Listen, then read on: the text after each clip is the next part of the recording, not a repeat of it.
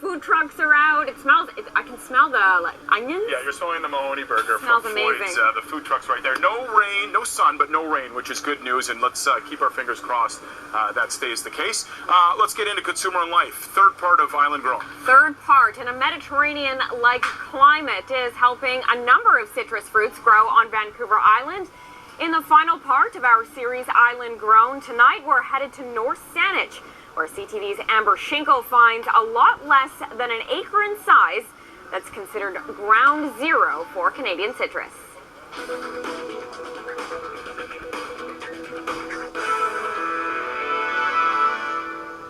What we have here is an orangerie, as the French used to say. All varieties and sizes of oranges fill this unheated greenhouse. They will actually store on the tree until October. And all that happens is they just get sweeter and sweeter and sweeter. Though October is still several months away, is it right? It's close enough. It is very good.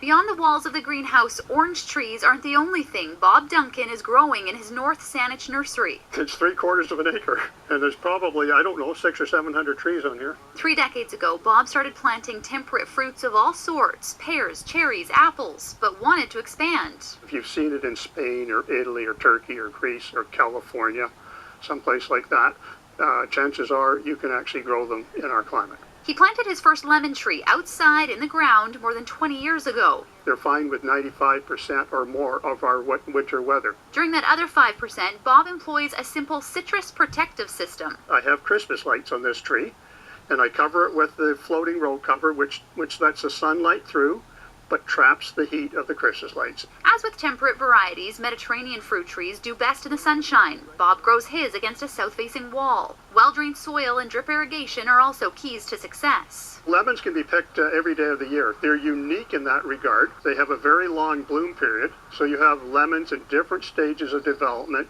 on the tree at the same time. Like oranges, lemons and limes will also store on the tree for many months. They're not like a plum or a cherry, ripe one day and rotten the next if you don't pick them.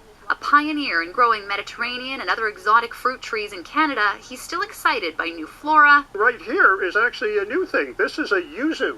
Y-U-Z-U. It's a Japanese citrus. Experimenting with new growing techniques. The tree is growing at a 45-degree angle, which induces even heavier fruit production. And persistent in working to overcome challenges. The notion of growing avocados in Canada is something that I'd like to see come true. Efforts to grow avocados and pomegranates have been nearly fruitless. I'm hoping that between the different types, different varieties, that we'll find at least one that actually works for us in our climate. Over the years, Bob has traveled the world sharing his knowledge of temperate and Mediterranean fruits. As he did all those years ago, he encourages others to think outside the box. It's something that they never, ever thought possible, but if it is possible, they want to do it too.